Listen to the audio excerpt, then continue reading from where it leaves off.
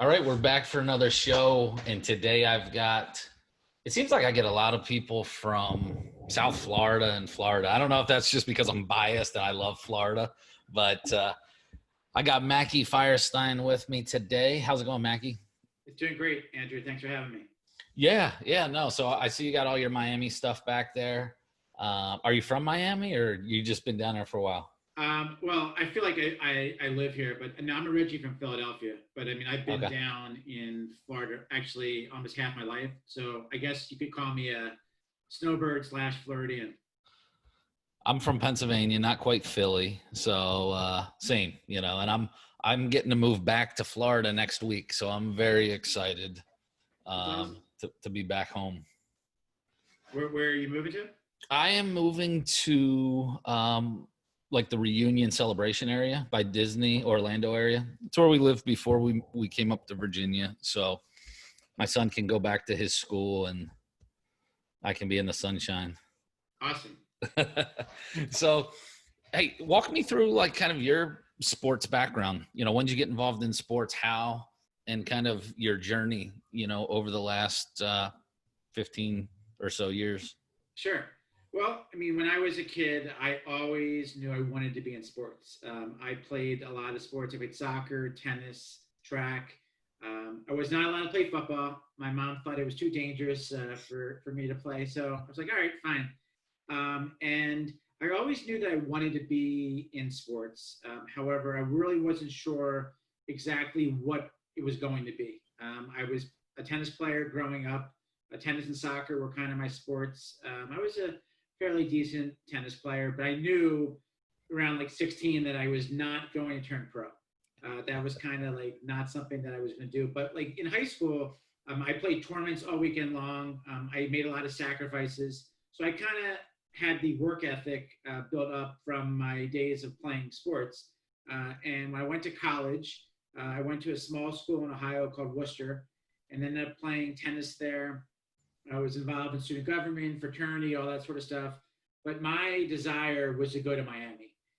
I applied 3 times in undergrad, got in each time.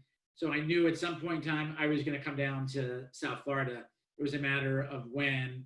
So when I graduated, my grandparents lived in Hollywood. I grew up a huge Canes fan my entire life. One of my best friends growing up was a huge Notre Dame fan, and it was the Catholics versus the convicts. And at the time, like we didn't really know what was really going on and all, but like it was a lot of fun and banter. And ironically, he ended up going to Notre Dame, and then I ended up going to Miami. So it came full circle. But the main reason why I wanted to be in Florida was there's so much to do. The sunshine, 365 days a year, and really wanted to take full advantage of what was presented to itself. So when I went to grad school, I taught tennis to pay my way through school. I did various internships, worked for the Lipton, which is the NASDAQ, which is now the Ericsson, which is now the Miami Open. Started off in customer service.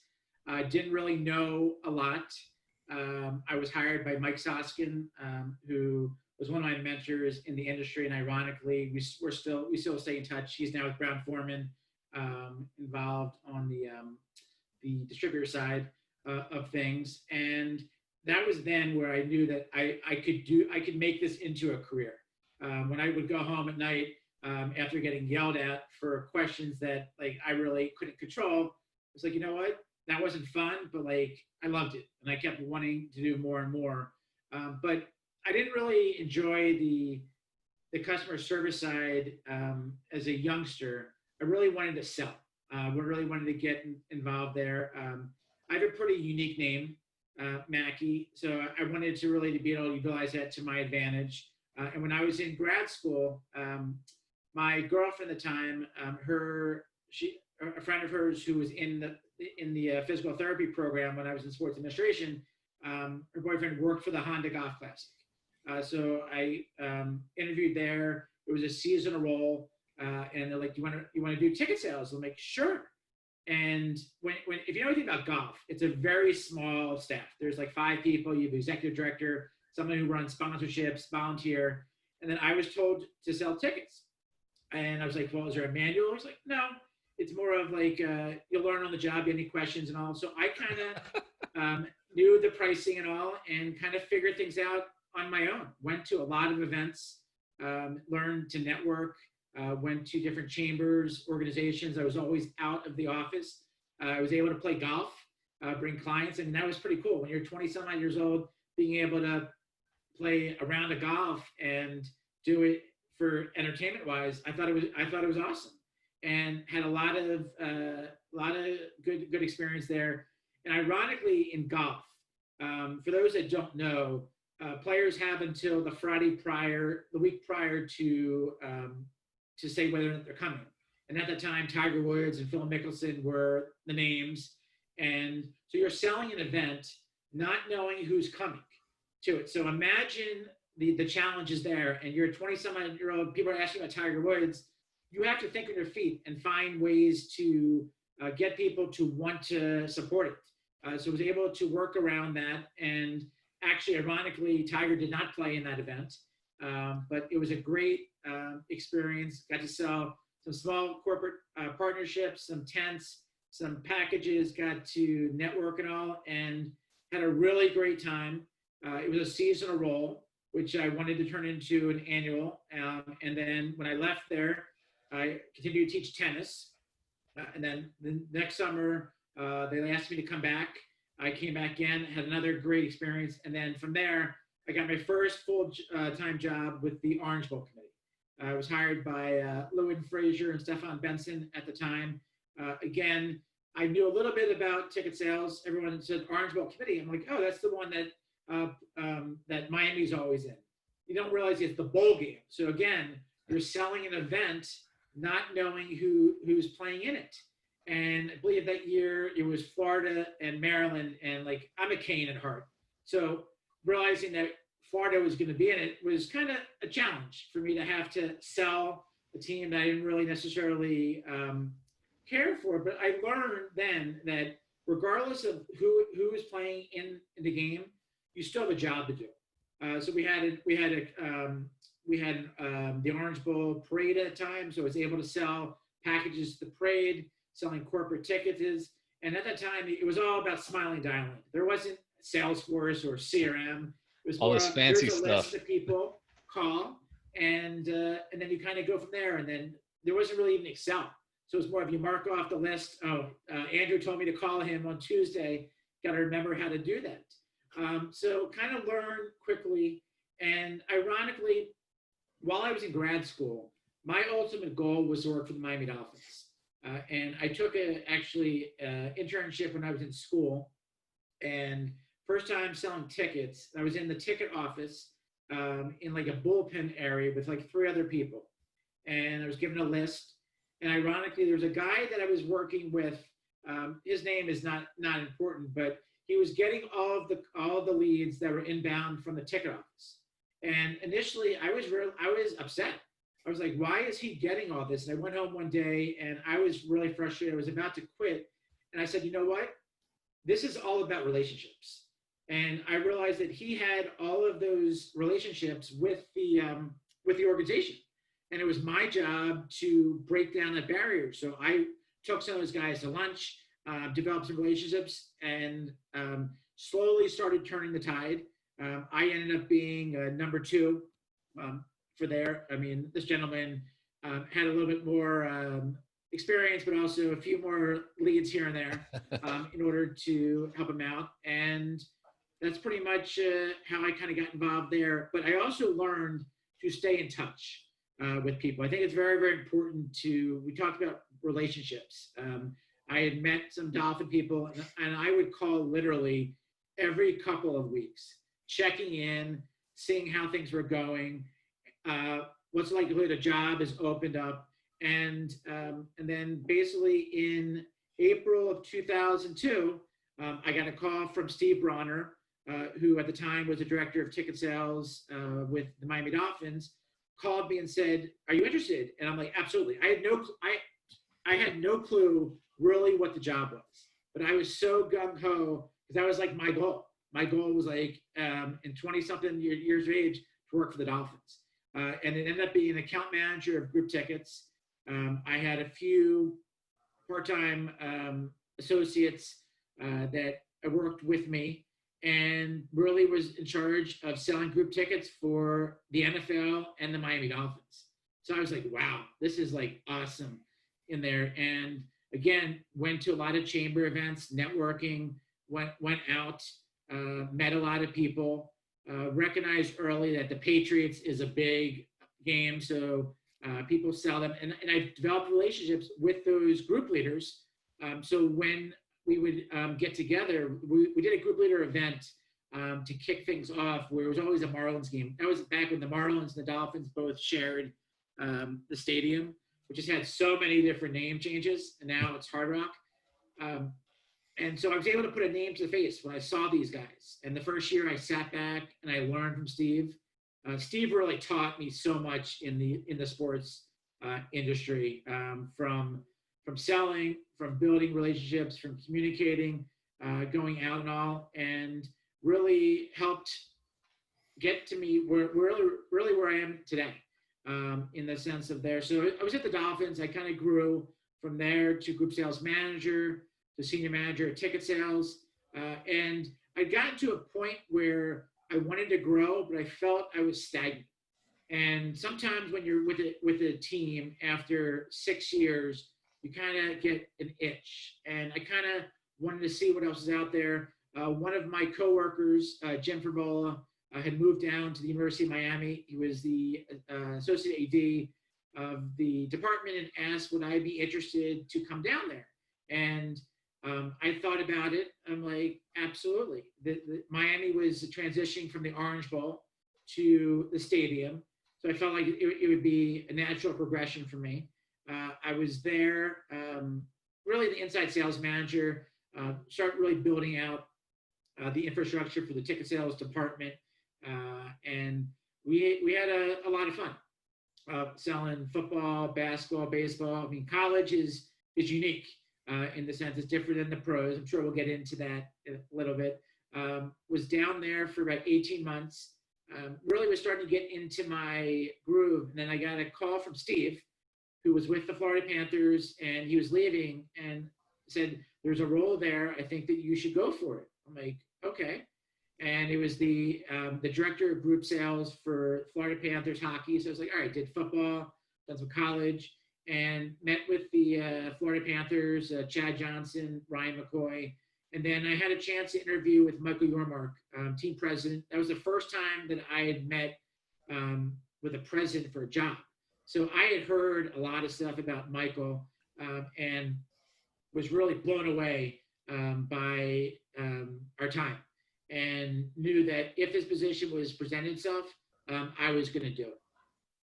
And so I ended up going up there. I lived in Broward, so this was a great thing for me. I was very close to my house. My wife was a lot happier that she would actually see me a little bit more. And I spent 6 years with the Florida Panthers. Great time in there. New ownership came in, and knew it was time to move on. Went up to Orlando City for a little bit.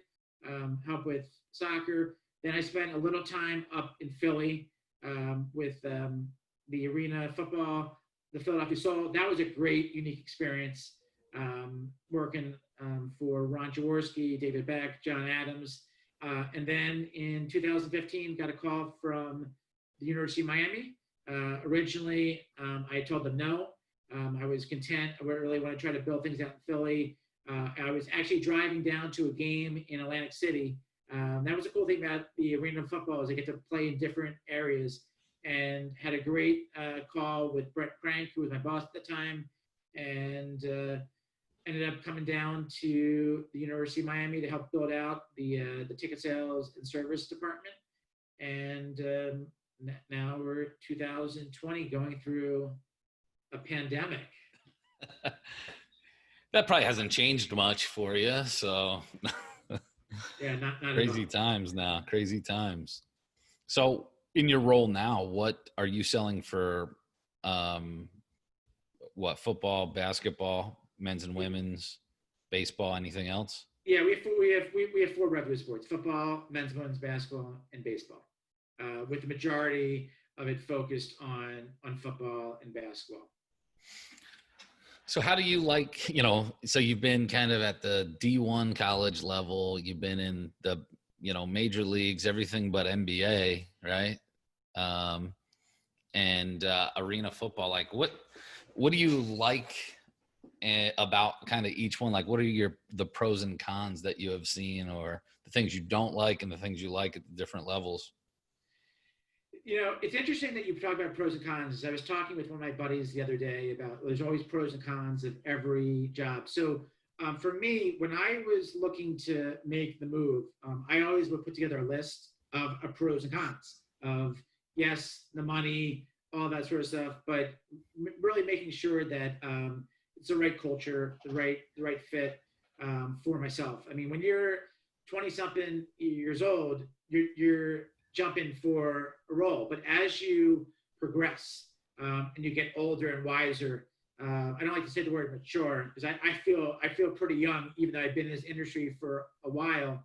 Your priorities change, and certain things are more important to you. I really think that making sure that you know who you're going to be working with, who you're working for, what does the organization stand for, how do they support the goals and objectives, work-life balance, all of those things, and making sure that it aligns with your priorities in there. I mean, a couple of days ago, I was sitting down, like I've been in this industry for 18 years, and I feel very blessed to have lasted as long as there. I have some colleagues that are now doing other stuff, and my wife always says, well, don't you want to try to do something else, or my mom or something? And honestly, I love working in sports. And that to me is a passion of mine. I get excited when I wake up in the morning. I mean, granted, now we've been working remotely since March 13th. And if you told me today on July, I think today's the 29th, that we'd still be working home, I would have laughed in there. And it's really wild that we're going through this, and like sports as a whole is in the same boat. So there's times that like when you're in college or pros and you kind of feel isolated. I think this is the one time where it brings the whole entire sports and entertainment business together because we're all in the same boat. And it's awesome that baseball's coming back. Basketball, I think, starts tomorrow. Hockey, I'm a huge Flyers fan, excited that they beat the Penguins yesterday. I think it's good for everybody. I know baseball is back, a few hiccups and all, but I mean, people need outlets and they need something to escape from reality for a little bit. I mean, and look, the pandemic, we have social injustice going on. There's a lot of things that are going on in our world, and we're really trying to create an avenue that allows people an escape, and even for those couple of hours to enjoy game, even from the confines of their couch. I think it's huge when it comes there, and I think people don't realize how important sports is in our culture. Because like when you go through the motions and you're in there, you don't really have time to sit back. And all that we've done since March is reflect, and you either move on or you pivot or you feel sorry. I kind of take the belief that the first couple of days is shock, and then, okay, what can you do to better yourself? And when you come out of this, and again, we're in unprecedented times. There's a lot of different terminologies that are on there, but being able to talk with you and share background stories, listen to people, I think it is great. I have a few friends that have started a podcast that probably 6 months ago never would have done it, and I think it's awesome that. And sometimes, look, it takes some craziness to say, you know what, I've talked about it, but it's about doing and moving forward. Yeah, I mean, I if you would have asked me even 5 what, 4 or 5 months ago, before really April. This is something I would have said nope. It's out of my comfort level, and but it's been fun. It's been fun to be able to connect with people, and I'm just fascinated with the sports business, so I enjoy asking questions just because I'm curious about the differences. Most of my career, really my entire career, has been minor league sports, and my ultimate goal is to be in the major leagues at some point. And it's cool to meet people because you got people like that. Then you have people who have been at the major league level. They want to go minor league and so on and so forth. So it's really cool just to talk. But just like looking at your University of Miami, how are sales different with University of Miami as opposed to, say, the Florida Panthers or the Dolphins? Is there different ways that you prospect, the process? How are they similar, and what differences are there? Well, look, I mean, to me, sales is sales. The same process that you do in the pros should be done in college, minors across the board. It's a systematic approach of how you handle your business when it comes there. College is unique in the sense that you have alumni, you have employees, you have folks that you can that you can target that you wouldn't necessarily target, like Dolphins. Like, you don't have alumni of the Dolphins besides like the football players and all. All right. So I think that millions of alumni. What do you say? Not millions of alumni like University of Miami has, I'm sure.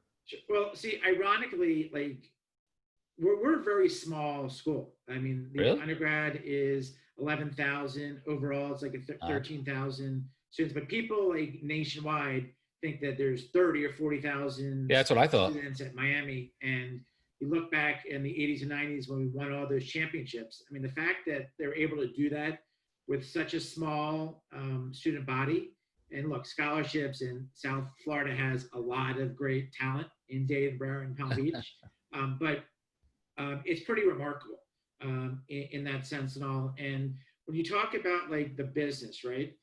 I don't believe in product selling. What I mean by that is you can't control wins and losses. You can't control people getting hurt. You can't control coaches leaving, all that sort of stuff. It's all about the experience and the value proposition. And if you can create that approach, you'll be successful in whatever you do. When I first got to Miami, there were donations tied to tickets. That's a big thing in college. So that was a little bit of a unique thing where trying to figure out which portion is tax deductible. And from the tickets to get to certain locations, you needed to spend X. In 2018, when the new tax law came into effect, we basically separated everything. So the donations are a philanthropic gift to either a student impact donation or a Golden Cane Society.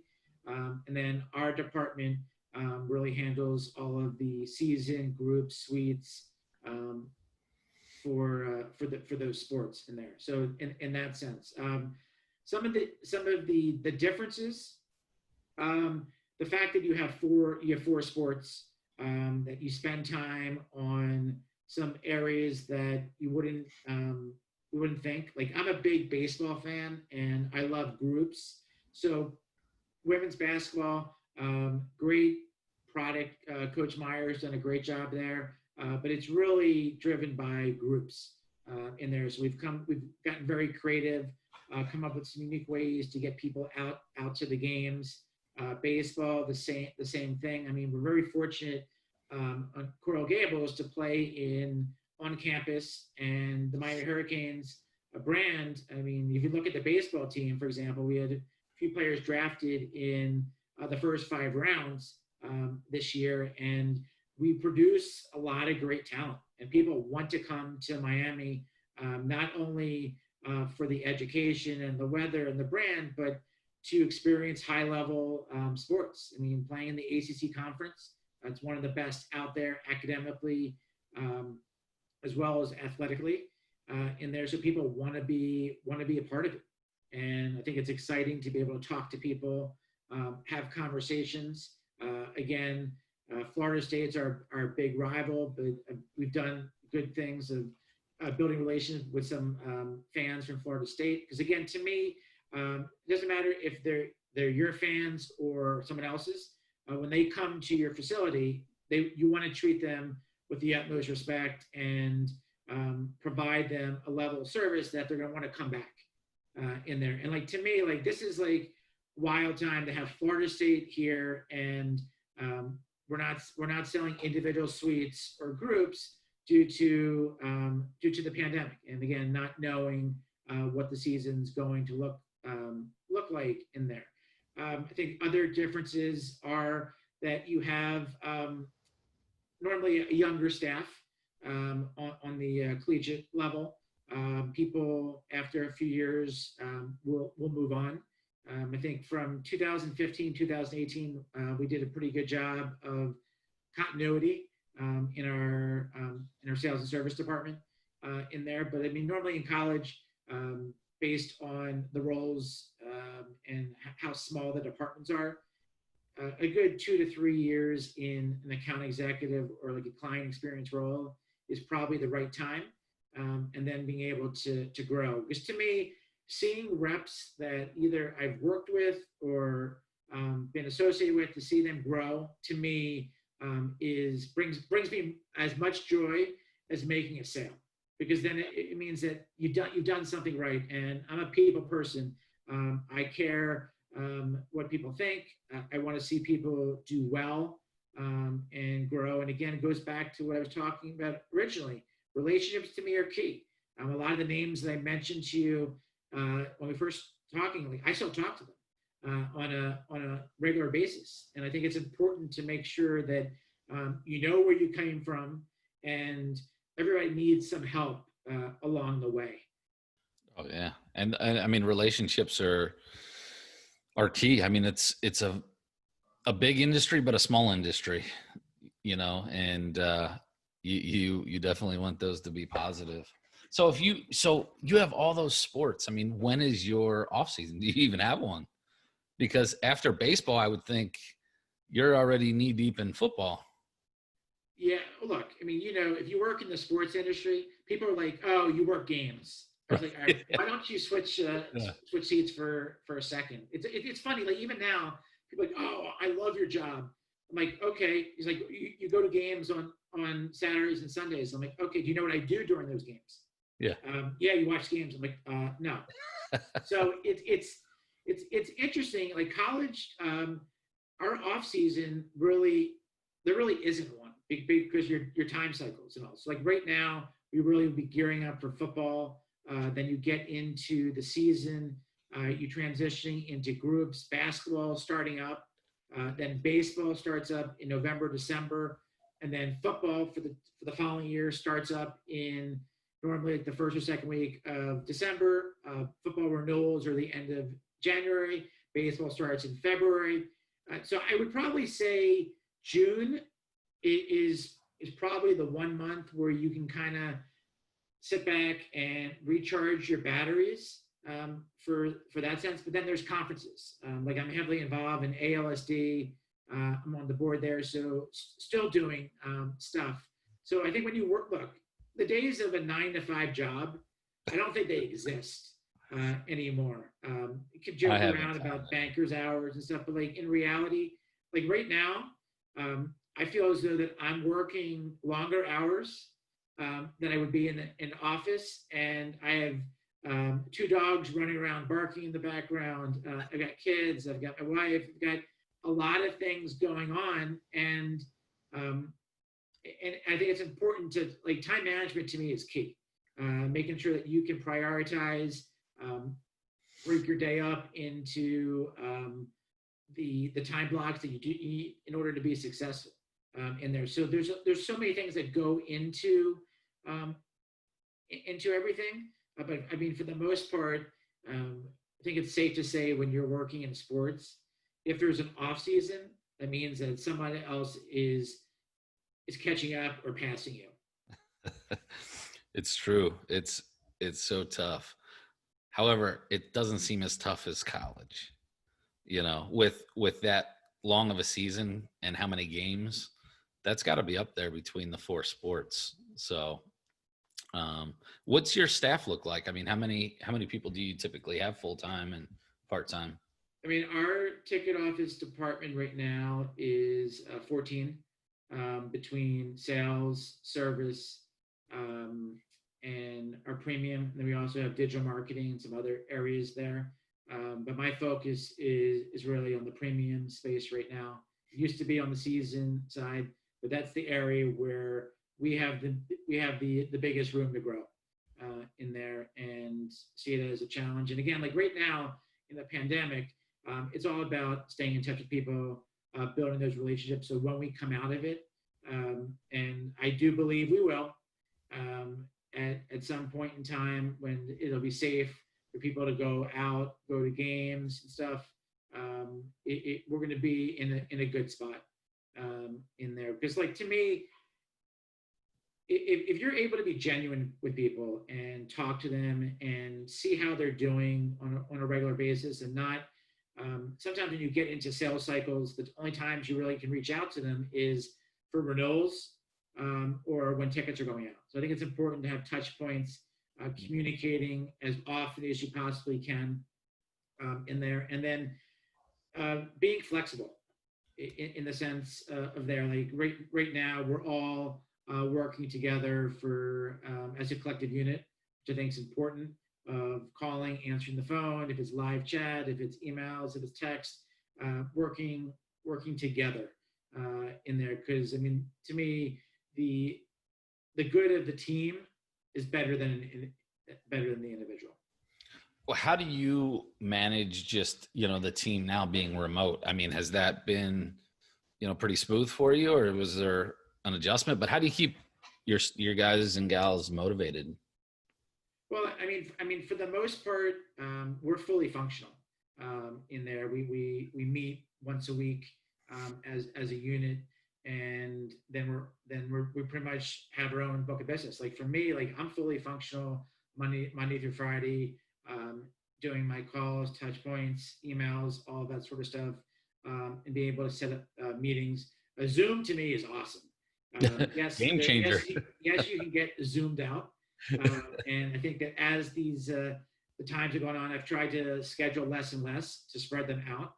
I think it's impactful there. We've scheduled happy hours in the in between every couple of weeks, kind of to lighten the mood. And they're involved with a lot of different organizations and stuff. So I think that part of it kind of helps things in there. But look, the social interaction to me is the toughest part in there. I mean, again, going 5 or 6 months in like this can be tough in there. So any time to be able to talk to Andrew and see a live face, I enjoy that stuff. I think it's very, very important in there because as important it is for kids. I think, look, we're adults. We're creatures of habits. We're used to certain situations, and change is inevitable, and it's tough. Like when I was younger, like I had a lot of difficulties with embracing change, and I kind of realized that if I want to grow as a person and get better, you really need to do well with it because it's a part of life. Everything is evolving in there, and I think it's great. I've been able to do some LinkedIn learnings, talking to different people, in a lot of my colleagues across the big four in college, and all to see what they're doing because we're all pretty much in the same boat. I mean, certain areas are a little bit more back to normal. I mean, South Florida seems to always be at the center of whatever it is, and right now we seem to be ground zero for the pandemic. So it's vitally important to socially distance and wear a mask when you need to, wash your hands, and do whatever you can to help get us back to having fans in the stands and that's what I look forward to. Yeah. No, we got to get back there. Do since you've been in the game for a little while, are you into any like social selling at all? Have you gotten into doing anything through like LinkedIn or other social platforms to develop and build sales? Yeah, so like LinkedIn to me is a great tool to build your brand, but I don't use it to put sales messages up there. I use it to create relationships with people in the industry, especially in our Salesforce system. If I can't get Andrew, I'm going to look and see who's connected to him and reach out to the person. Hey, can you make an introduction for me? A lot of it is really trying to get myself out there. We've done in the past Facebook targeting ads, which were great. Instagram, we utilize Twitter. We used to have an online texting platform, which was great. But when you're a small staff, it's kind of hard in order to be able to stay on top of it. And we kind of realized for our business that it wasn't going to work. But I'm a huge proponent of new ways to sell. Live chat is great to talk to people, to be able to sell for those ones. But again, even though it's 2020, I still think the phone is a tool that a lot of people don't use. And like right now, we're making touch calls, and people are like, "Well, I really appreciate the phone call." And sometimes I'm a little surprised, but I think in reality, when you can text and you can email, or you can do WhatsApp and stuff, being able to call people, I was surprised to get like a voicemail. Like it's almost like people don't leave voicemails anymore. Right. Um, They but to just me, it's call all them. about like creating urgency Yeah. in that sense. And if you have something to share, let people know about it in there and prepare them for what's to come in the upcoming months. Because I mean, again, like I'm excited for I mentioned basketball and hockey to be back, even though it is surreal that we're going into August and they're both being played. And then those seasons for the subsequent year are going to start late.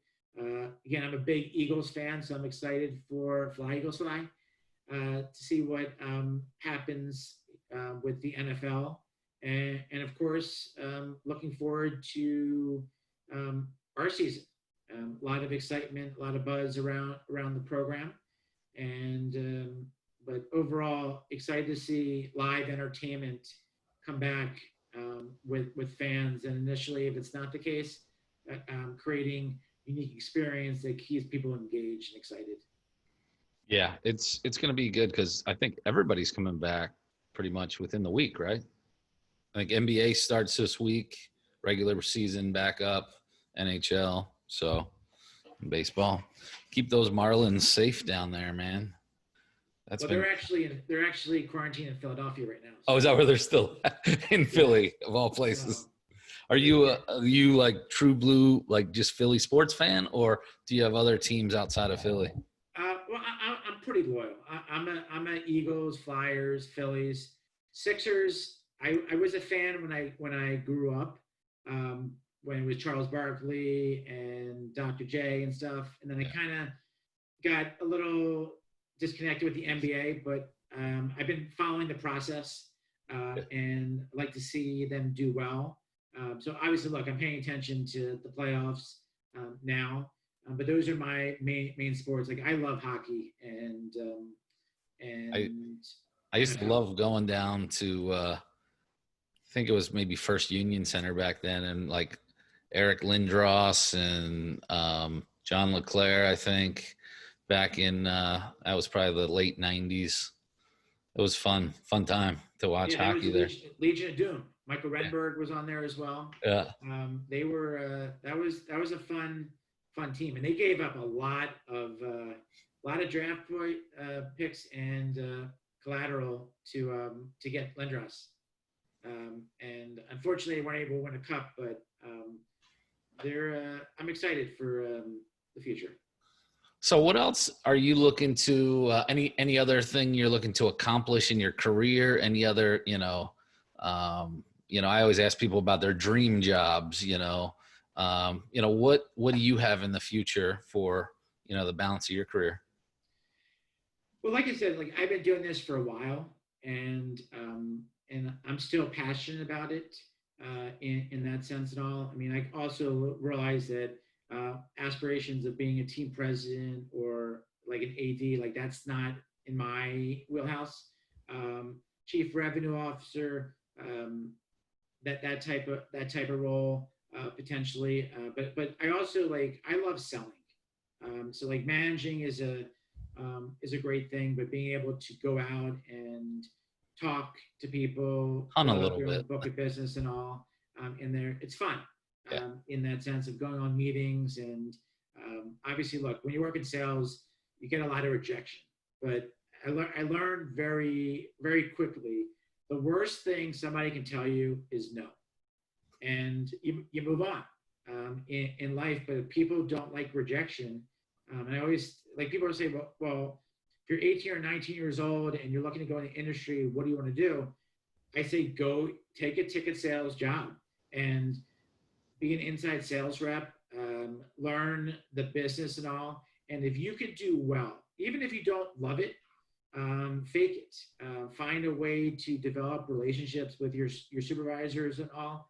Because if you can do that, you can parlay that into a lot of other roles that are in there. And I think it's important to make sure once you start things off of if you want to go into sponsorships, if you want to go on the service side, if you want to go into activation, having the ability to do that, but make sure that you speak up, because the worst thing that you can do is you're going through the motions and your boss thinks that you love this and they're ready to promote you and you leave. And then you kind of have burnt the bridges because you haven't been honest. I'm all about transparency. And I think it's important to know where people stand, want them to be able to grow. And if there's a role that I think is better for them suited, to share knowledge and let them know. I mean, the industry, it's large, but it's also a small knit. So everybody knows everybody in some way, shape, or form.